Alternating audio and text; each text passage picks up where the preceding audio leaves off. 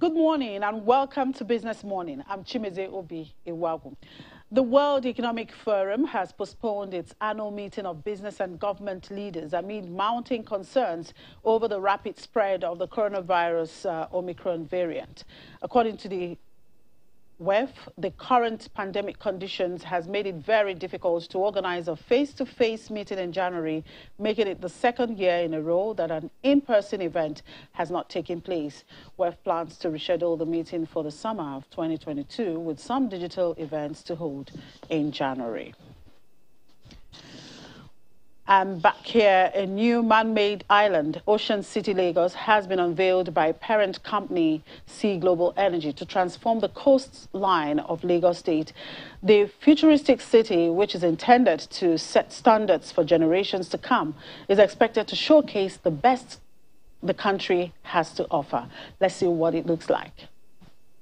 As we speak. After a journey of 18 years, the dream to build a sustainable and ideal city finally comes alive with the launch of Ocean City, Lagos by Sea Global Energy. This launch event is to signal the beginning of the actualization of a vision to integrate luxury with technology. Also described as the jewel of the Atlantic, Ocean City will be located on a man-made island off the coast on the Atlantic Ocean and will be accessible by an extension of Ahmadu Bello Way.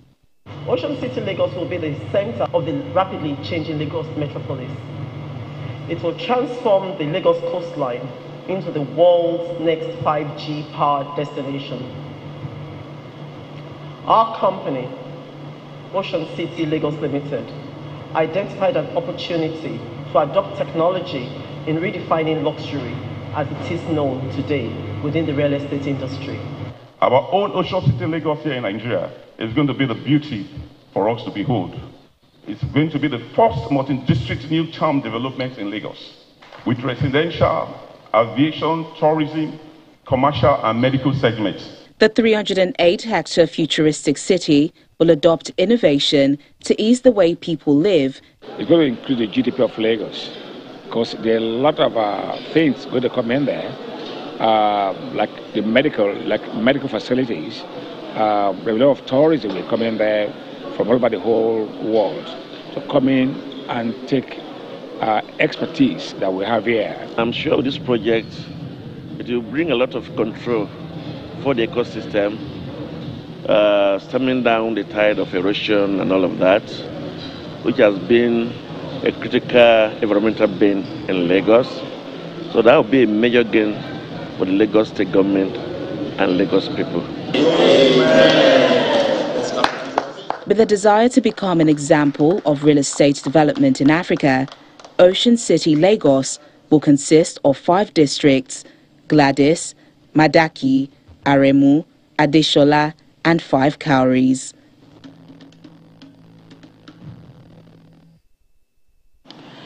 And amidst the tough macro and tight regulatory environment, Nigerian banks are said to have remained resilient. This is evident in banks delivering a 15.6% and 6.8% year-on-year growth in total assets and profit each in half-year 2021, despite elevated CRR debits and compulsory LDR levels. With the pandemic, the Nigerian banking sector vulnerability heightened, which required swift policy responses from the CBN. The CBN rolled out stimulus packages to critical sectors with significant loan exposure, reduced interest rate on intervention facilities, that's from 9% to 5%, of course, granted banks the forbearance to restructure loan exposure. While still in line with our year-end review, Dr. Biodo Adedipe, the chief consultant at B. Adedipe Associates, joins us now to assess the impact of the heterodox policies of the CBN and, of course, the COVID-19 pandemic on the industry's asset quality, earnings and capitalization, and, of course, an outlook for next year. Good morning, Dr. Adedipe. Thank you very much for joining us on the show today. Good morning. It's nice to be here again today. Thank you very much for having me. You're welcome. So what for you were the key factors that shaped the banking sector landscape this year? Thank you so very much. I think the first thing I want to put out is the fact that banks in Nigeria and their leadership are dynamic and also strategic. And I say that deliberately because having studied Nigerian banking over so many years, I've observed that the kind of resilience you see there is because they not only pay attention to what is going on, but they also respond appropriately. They give a lot of time, commit resources and energy into dimensioning the operating environment, understanding what the real challenges are, because we don't deny that there are challenges in that environment, but also at the same time, understanding where the opportunities are, and then begin to pursue those strategic initiatives that will make them still not only support economic activities, but as well ensure their own businesses also survive, stabilize, and grow. And that is what we have seen as a kind of progression between year 2020, when COVID-19 impacted the economy and also banking, by the way, and of course, taking from that, and now coming to a point where we can see tangible evidence of growth. I think it is more to do with their being strategic and responsive to developments, not only in Nigeria, but globally, and correctly interpreting those things and taking action. What I call the energy to execute strategy. You find that in most of our banks in Nigeria. Now, one of the measures taken to improve the flow of credit to households and businesses during the pandemic is the reduction of MPR from 13.5% to 11.5%, and of course, increase the CRR from 22.5% to 27.5%. However, the banks have complained that the frequent CRR debit has been impacting on their ability to plan and also increase lending. There is also these punitive measures for 65% LDR. How much impact did this policy have on banks' ability to give out credit and support the economy, which was the intention anyway, and what's the implication for sector growth outlook? Yeah, so thank you very much for that, because that's a very fundamental issue. You know, looking at banking from the perspective of the operators and from that of the central bank present different opportunities and of course challenges as well.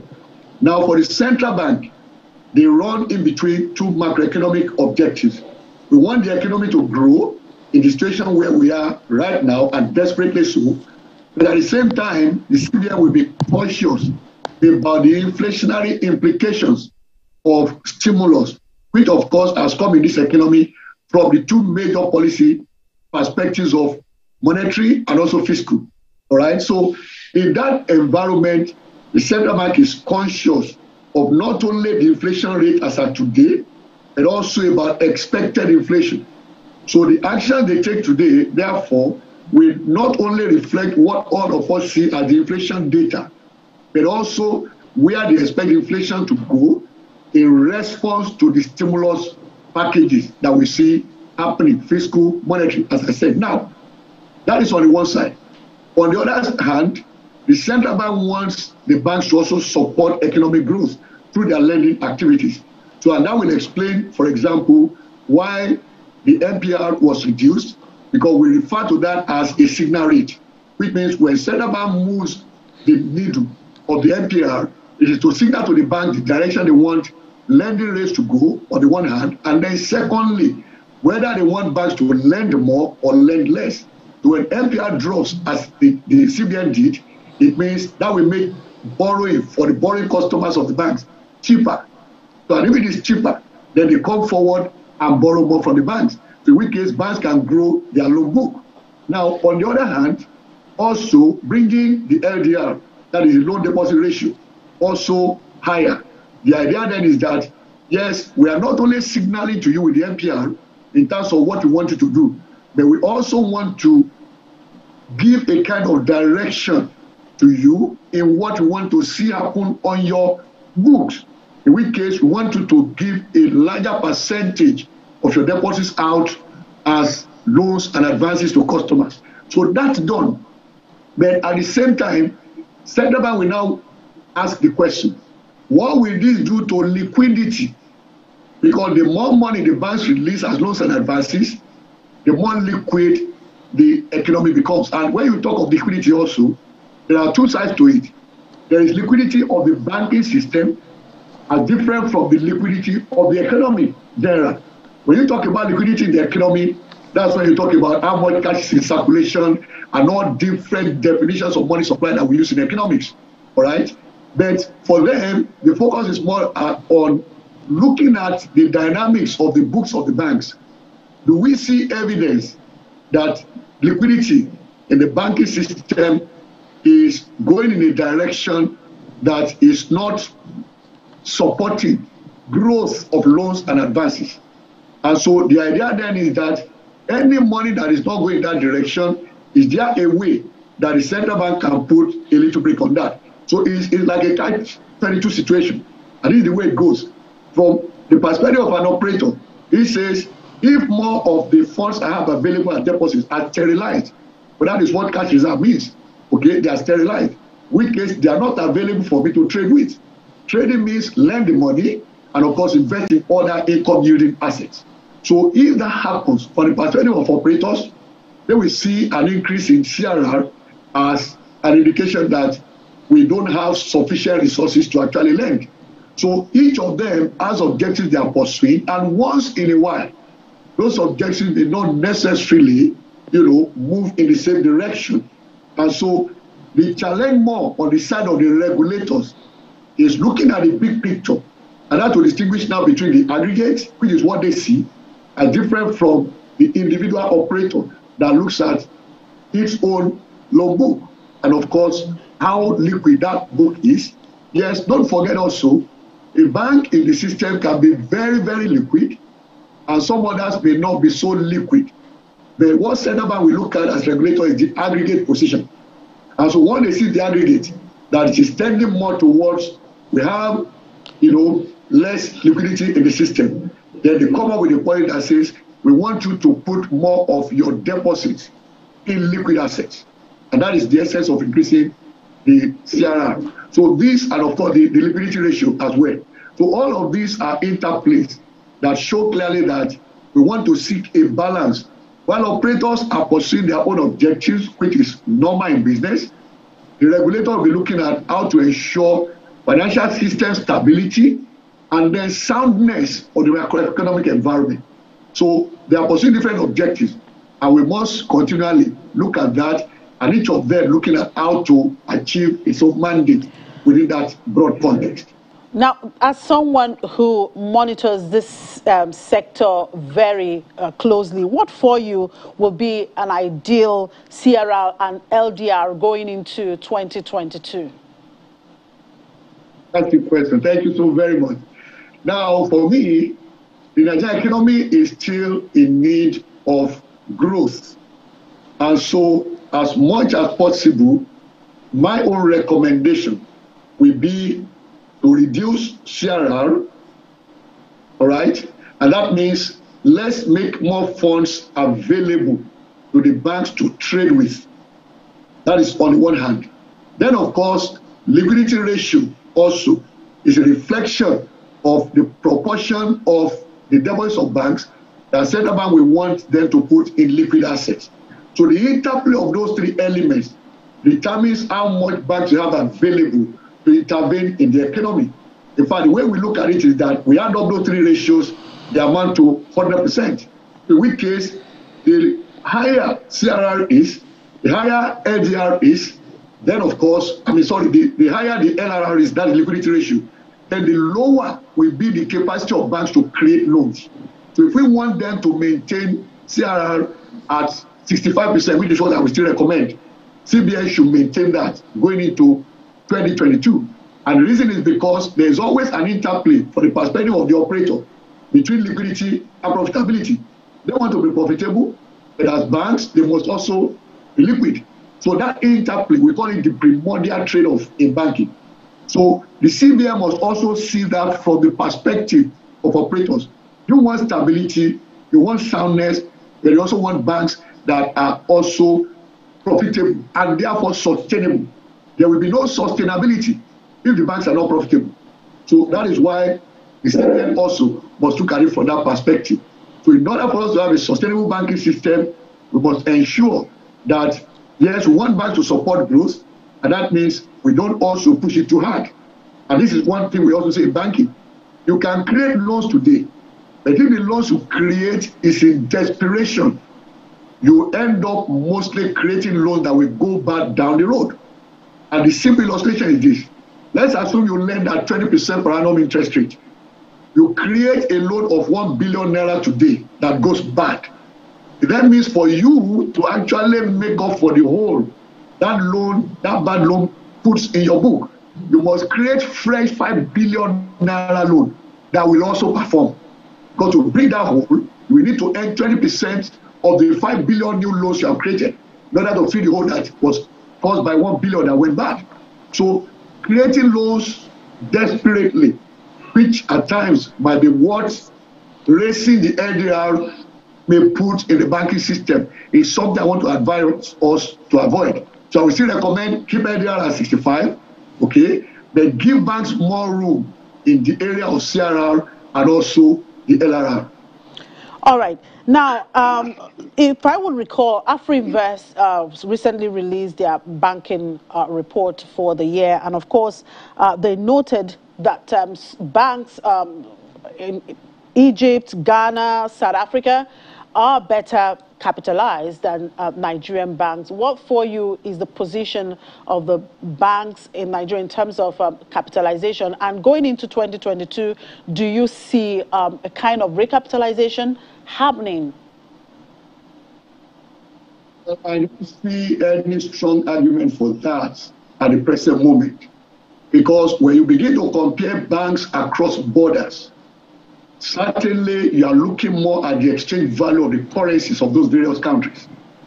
And so the minimum capital today in Nigeria, in my own estimation, is sufficient. In fact, you find that most of our banks, in any case, if you look at their shareholders' funds, far higher than the minimum capital required. And so I want us to be careful about putting forward the recommendation of a need to increase capitalization. Now, we always say in banking that one size does not fit all. And that means in a risk-based supervision environment, that's what the central bank is doing currently. So the whole idea then is that the capital required by a bank will be a reflection of the risk that bank is taking. So we therefore look at capital from three perspectives in banking. There is the economic capital, which is dictated by the risk implication, what we call the interplay between your economic risk and the sovereign risk in that business environment. There is also the regulatory capital, which is the one that the CBN defines as minimum required depending on the type of license that you have. Then the third one now is the risk capital of the bank, which is dictated by the type of risk a bank is taking. So in which case, the higher the risk you are taking, the more capital you require. And under risk-based supervision by central bank, it also means central bank will pay more attention to you as a result of your taking more risk. So for me, capital is not a matter of naira and kobo here. It's a function of the risk the bank is taking.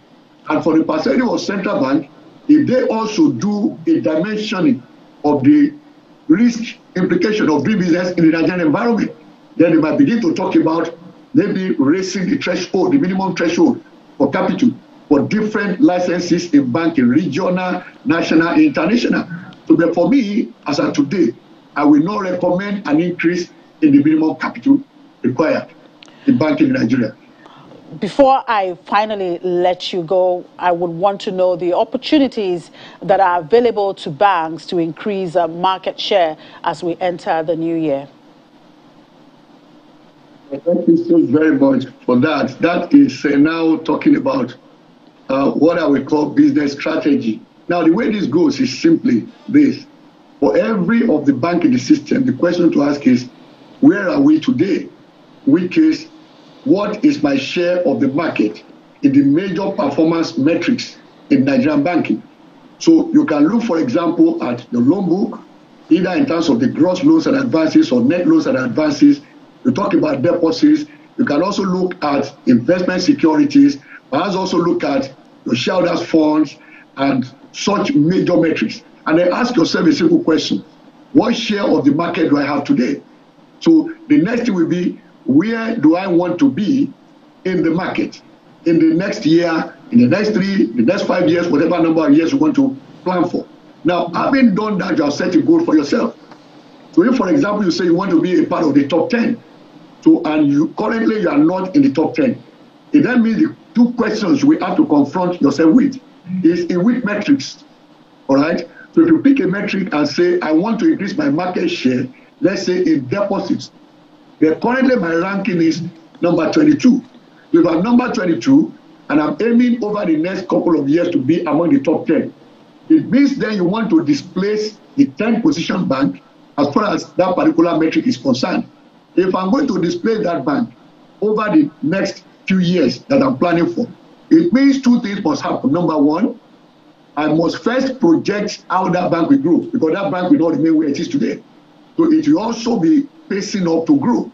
So you have to find a way of estimating how that particular bank will grow between now and the next 1, 3, 5 years, whatever period you are planning for. Secondly, you then will ask yourself, at what rate must I grow from where I am in order to displace number 10? All right? So that way it means you are very clear about how much you need to grow that in that particular metric over the defined period of time in order to displace number 10. All right? So that now will bring you to the second level of the question. I know how much I should grow my deposits, or grow my loan book, or grow my shareholders' funds. To grow your shareholders' fund means you are making profit, quite all right, but you're also conscious about your dividend policy. You don't want to pay so much out so that you can grow your equity. Now, if you are going to do that, then that will now bring you to, where do I get this growth from? Then we have to look at the economy. What are the sectoral contributions to our GDP? And then that's determine. There are certain sectors that contribute the most to our economy. So which sectors are those? And how much am I playing within those sectors? Who are the major players there? How many of them do I bank? All right? Then we come to the final part of it, looking at the entire spectrum of the economy, and of course the population, estimated now at over 206 million, going towards 110 million people. There are some estimates that say end of this year, Nigeria's estimated population will be about 211 million people. Okay? Now, this is where I differ from those who say that the people in Nigeria are poor. Now, my reason is very simple. When you say they are poor, why is it then that every producer, every manufacturer in the world is aiming to sell to Nigeria? So in which case, there is a consuming market here. And so the issue never for me, for any bank, is to give attention to the consumer market. And that means it's a time you want to also scale up your capacity and also your ability to create loans, what we call consumer loans, because that's the direction I think any bank can go this time around in growing its market. The population is growing. The middle class also in Nigeria is growing in number. And that is what we call the consuming army, any economy in the world. So if the middle class is expanding, that means the opportunities for financing consumption is also expanding. So that's an area I would recommend that any bank that wants to grow its market share in Nigeria to interrogate very well. And of course, look at those 6 sectors that in the last 10 to 11 years have dominated contribution to our GDP.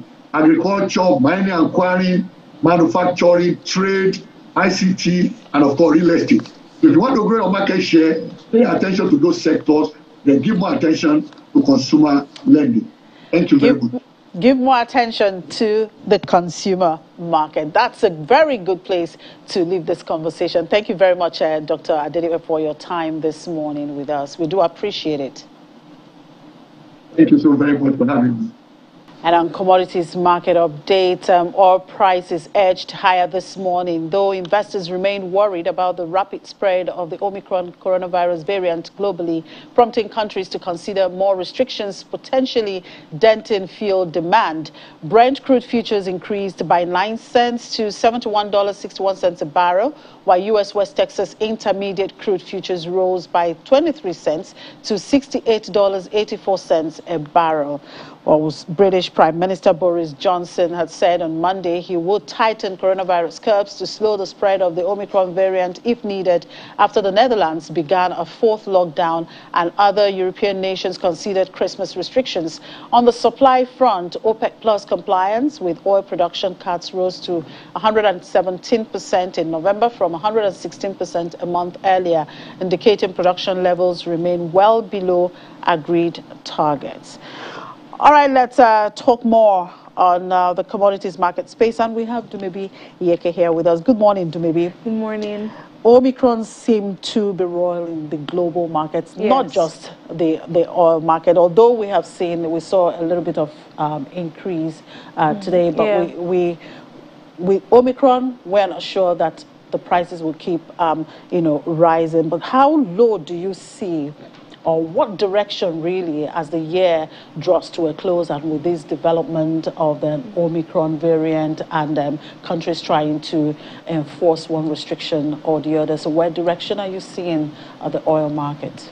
I mean, in terms of direction, we can only look at what's currently happening and how much more we can speculate to say this is where oil prices would be in the next few weeks or in the next few months, and that's because the activities pushing or giving the direction for oil prices are somewhat bearish at this point. So we expect that oil prices will be bearish in the near term.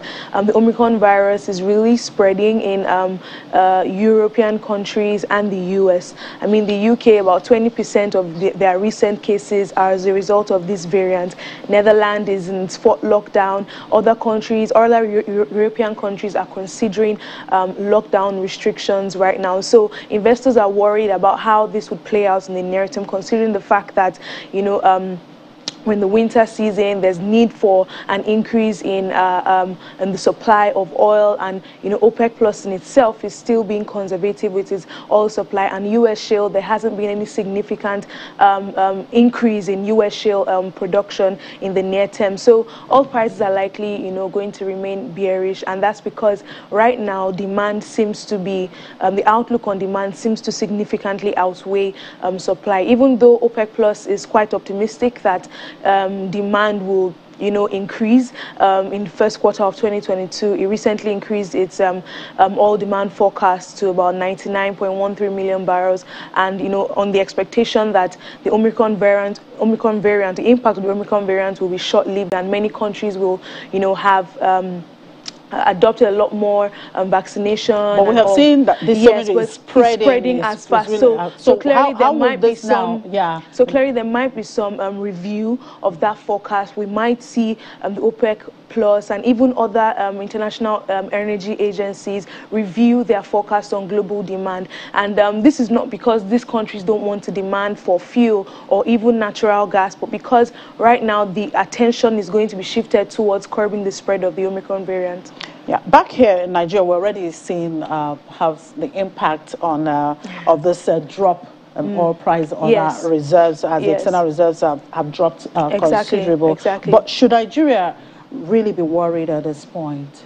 Considering the fact that the federal government has remained quite on the border when it comes to their forecast or their budget benchmark for oil prices, I mean, we can still say that we're somewhat safe. The budget benchmark, even for 2022, is just about $52 per barrel, so we're still safe. And the expectation for oil prices falling, oil prices are not expected to fall even below $60 per barrel, so we're still somewhat safe. But the truth of the matter is that Nigeria is more sensitive to changes in oil production and prices, and our oil production has remained very shaky and wobbly since and that's due to vandalism and disruptions within the major oil producing areas. Now, the Naira gained at the parallel markets. Meanwhile, of course, we just talked about external reserves maintaining the declining trend. How sustainable is this appreciation perhaps we're seeing in the market? Yeah, so the thing right now is the dynamics between the parallel market and the official window is once there's a substantial increase in forex supply at the official window, we see demand gravitate towards that window, and then we see the parallel market rate appreciate. But in terms of sustainability, that only depends on how consistent the CBN is in increasing forex supply towards that window. And it's not only about being consistent, but it's also by maintaining the same magnitude of supply. If today today forex supply is increased by 87% and tomorrow it's just 2%, you know, there will be, because the market players would definitely, you know, hinge on speculation and panic buying and then resort back to the parallel market, and would see that rate depreciate. So the supply of forex towards the official window has to be consistent. Well, the federal government has just launched a committee to boost sorghum production. That's for local consumption. Sorghum is used in producing alcohol, I guess. Yes. Yeah. And some other products, yes. Products, yeah. So, but how can this really help to boost our reserve? So the thing is, Nigeria is currently the second largest global producer of sorghum after the US, but Nigeria still imports sorghum from the US. Why? So clearly there is still some shortfall in meeting demand, and I'm sure that's why the federal government has come up with this technical committee to ensure that we're able to boost production of sorghum. Now, sorghum is not only used for beer or alcohol, but it's also used in the production of certain cereals. Sorghum is very high in protein, and it's also used for animal feed. It's also used for animal feed. So there's quite a range of products that sorghum can be used for. And for some reason, sorghum can also be used in place of wheat flour. So if the whole grain is processed to flour, it could be used for the production of bread. And that is somewhat of a comparative advantage for Nigeria. And the reason being that the wheat being used for bread or for some of these confectionaries is actually imported. That's durum wheat, and Nigeria doesn't produce that particular wheat. So if we're able to leverage on the production of sorghum, we can actually reduce our importation on wheat and, you know, just basically harness the potentials of this particular commodity. Well, one thing is to produce, another is to also enhance the value chain. What for you would you expect from this committee in this regard? I mean, aggressive directives, you know, towards boosting the value chain of this commodity, considering the fact that it has a wide range of byproducts that it can be used for. It can be turned to flour, we used in the production of bread, and we have so many bakers in this country. We have top companies that import wheat, and if they are able to, you know, join forces with this committee to boost the value chain of this commodity, importation of which will be reduced, would see that more farmers are, you know, equipped to produce, to farm this commodity. But the big question now is this: how do we encourage more production of this commodity across the states, considering the fact that the top producing states of this commodity are in the north and they're currently plagued with insecurity? Although sorghum is produced across a wide range of states in the country, the major producers are still within the northern region of the country. So except these companies and the technical committee will encourage a large-scale production and value chain in other parts of the states, we will continue to see the problem that's currently lingering in the production of sorghum. All right, we're in the week of Christmas. Let's see how the domestic commodities prices are doing. What are we seeing there? What are the key drivers at this time? Well, typical, we're still seeing prices, you know, on the high side. Commodities like chicken fish, which people really enjoy during the Christmas period. We're already seeing an increase in demand for those commodities, tomatoes as well. Onions is still quite scarce, and that's because we're currently like in the planting season for onions. So the onions you're seeing now are the really, really tiny ones, and and the price is really high. Pepper as well, but pepper is currently in supply, but the pepper that we're seeing is the really big ones, not the one that is really hot. So people still have to spend as much to buy pepper. So other commodities like vegetable oil are still quite on the high side. We're seeing that more people are moving towards the unbranded ones, and that's because that's a cheaper option than branded oil. Palm oil as well is still on the high side. So we're still seeing, right now we're seeing an increase in demand because the festive season, although consumer disposable income is weak. So marketers are looking to just sell off the current stock that they have. Normally they would have stocked up for this period because there's usually a very high increase in demand. But right now we didn't see that aggressive increase in inventory for these marketers. Just what they had, they just planned to sell off and just make do with what they could during the Christmas period. Well, I guess irrespective of the high price, we're going to have a Merry Christmas. Of course. Nigerians know how to adapt. Absolutely. All right, thank you very much, Baby, for your time. Thank you so much. We'll take a moment. We'll be back. Okay, a quick one. Let's look at what's happening at the local markets here. We have Anita there. Anita, yesterday was a bullish start. Yes, good morning, Chini. Like you rightly said, it was a bullish start, and that's picking up from Friday, where it ended in the green. And of course, last week we had a back and forth movement for the market. It was first in the green, red, the colors of Christmas, if I would call it. But, well, we're still expecting Santa Claus to come to the market. Maybe he's observing some COVID restrictions. I don't know. But this time last year, we had the market. He came early. Yeah, yes, I remember. Yeah. Santa Claus came early to the market. Well, perhaps this week is going to enter. And that also pushed the Nigeria's market, stock market, to be the best in the world. I remember that. Exactly. Absolutely. So let's see. We'll take a look. Maybe it just can happen. But let me just bring you up to speed with what happened yesterday. The green color came back again from Friday, 0.10%, which translates to about 41.4 billion naira gain in value. Of course, that came on the back of the likes of GTCO, Dangote Cement, FBN Holdings. So they revved up the market, in the start of the week, the fourth trading week of December 2021, as we are counting down to the end of the year. Now, of course, when you take a look at the sectoral performance, the colors of Christmas, because we're in the Christmas week, green color, red color, the primary colors of Christmas. Now, of course, that's gained from the three market bellwethers, GTCO, FBN Holdings. That's what caused the green color here. Then, of course, the red color came from sell pressure on their components.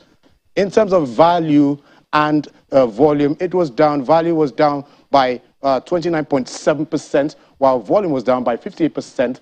More year to date, where the losses have been moderated to about 2.0%, and then month to date we're down by 2%, but year to date we're at about 5.3%. So it's still positive for 2021 for the equities market. But we will be having stock broker David Adorin from High Cap Securities to tell us more about the market. I'm afraid I don't think we can connect to David. But as far as the market is concerned, it is still, being cautious because lots of issues are still there. Investors are still, being cautious about where they put their money, where the mouth is.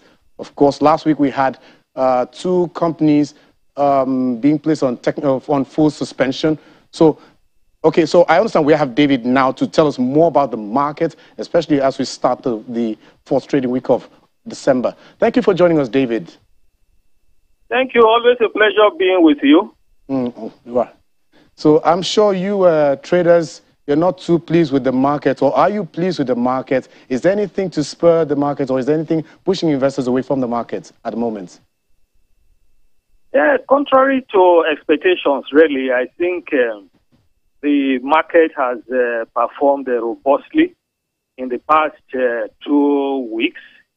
last week was particularly very interesting when interest in MTN and First Bank brought the equity market back alive. Yesterday, that enthusiasm continued with the market appreciating a little bit, riding on the back of some gains in Dangote and then the banking sector. So generally, it's been a good performance considering the fact that we expected financial assets to migrate massively to the primary market because of the new issue of a sukuk in the primary market. But that apparently has not affected activities in the secondary market. But however, I must observe that volume and value of transactions have declined considerably. So that just sporadic activities in a few stocks are driving activities in the market as we gradually wind up the year and drive to the end of the year, where activities are expected to thin out due to celebrations that will drain assets away from the market. Okay. Okay, so thank you for that wonderful analysis, David, and we'll be keeping our eyes out for how the market turns out, if it's going to be in the red. Thank you. Wishing you Merry Christmas. Okay, I wish you Merry Christmas. Yes. Thank you. So that's how the market was for Monday, and then, of course, we will be looking out for how Tuesday turns out for the market. You mentioned the sukuk. I would have given you more information about that, but I'll save it for tomorrow. And we'll continue to hope for the best, Anita. Exactly. All right, we'll take a quick break. Now, when we come back, we'll look at the cryptocurrency market. Please stay with us. Okay, it's now time to talk crypto, and we have Ladi there. Well, Ladi, what's happening to Shiba Inu? Yeah, we see Shiba Inu there having a little upswing, about 10% this morning. I was happy when I saw that. Yeah, anyway. I keep telling you about Shiba. You know, we talked about that yesterday. Yeah, we talked about it, and today is up. Maybe it could be because of us. But you see, right now, the market is looking for direction. Every trader is looking for the bottom. But guess what we have today? We have a green market right now. We see Bitcoin there trying to get above that 50K range there at $48,565. And it's mostly green, you know, all through the market.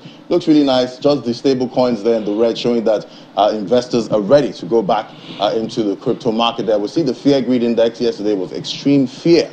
This morning we're having 27 points of just fear, but there's still fear in the market. Market cap, $2.25 trillion, is up 3.55%. 24-hour volume, $99.09 billion, up about 22%. So we see a little activity in the crypto market this morning from that bounce. Bitcoin dominance there, 40.80%. It's up 0.27% there. Price of Bitcoin there having that bounce from the 45K low of yesterday is at $48,500. At some point, it was trading at $49,000. It's up 4.40%.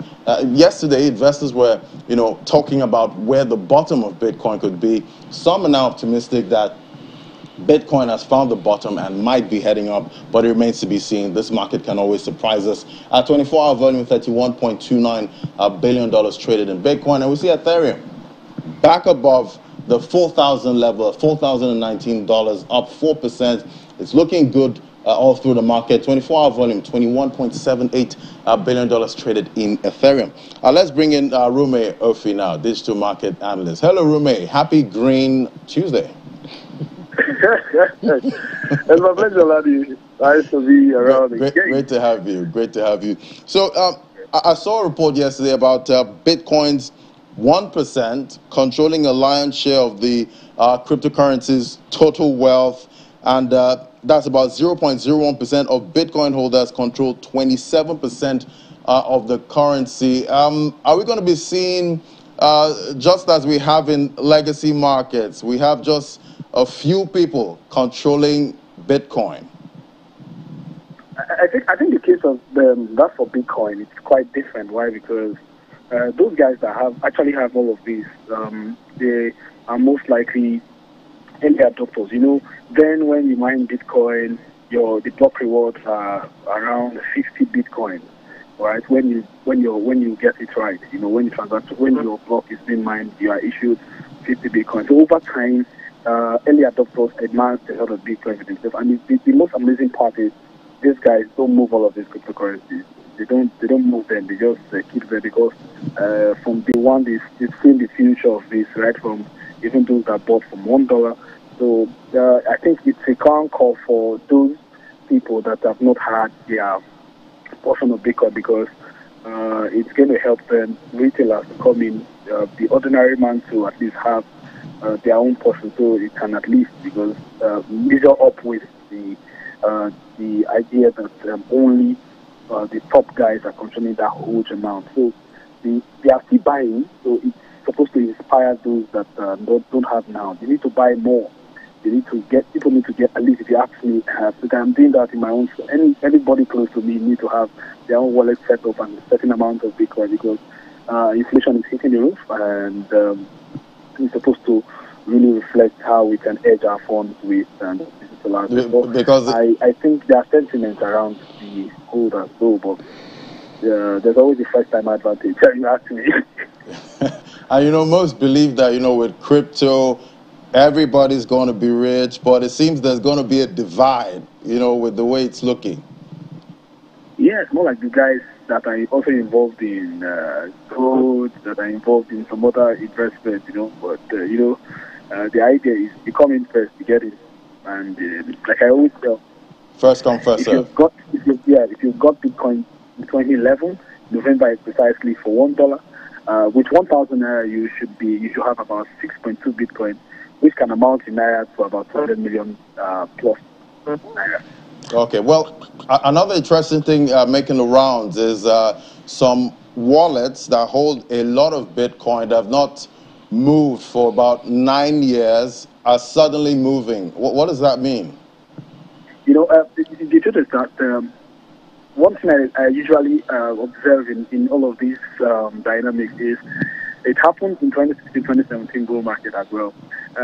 If you are holding an asset for a very long time as that, and let's say you bought it for $100 and you have about 10 pieces of it and it's worth $48,000, $50,000 worth of, at some point you want to move a bit and do a few things for yourself, because it's a very good profit margin, right? So when we see coins moving, most especially to exchange platforms, it only suggests that there could be a situation whereby this guy's words of fiat to do certain things, because be it as it may, we must need fiat at some point, right? You hear people say, Bitcoin is going to kill fiat. It's almost not anytime soon, right? So they're going to work side by side. So you see coin moving up to exchange platforms, they want to use fiat to do a few things. So it just front and back, and I think it only suggests that it's going to also inspire people that getting to buy or getting to do a few other things here. So the FOMO will soon start, and we will soon see all of the green. Not like those wallets are trying to dump Bitcoin on the market. Yeah, no, it's not possible for a particular wallet to just dump Bitcoin.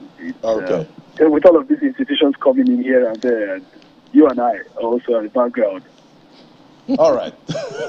All right, Rumi. Well, December, we're still here. We'll see if we're going to have a Santa rally or a Grinch dump. Thank you, Rumi. Thank you very much, Ladi. Always a pleasure. Always a pleasure. All right, top also market cap. We'll see BNB all in the green, up at 2% apiece. Cardano, $1.26. Solana, $180, up 2.76%. And we see XRP still moving up, 89 cents, up 2.01%. So, Chimi, it's looking quite green in the market today. And I am for Santa rally. That is if Omicron will allow that. Yeah, but some would also like the Grinch dump, so they can buy more. We'll see how that goes. Okay, that's a wrap on the program. Don't forget to join us later in the day by 1:30 this afternoon for Business Incorporated for more updates on developments in the world of business. I'm Chimize Obi Iwago.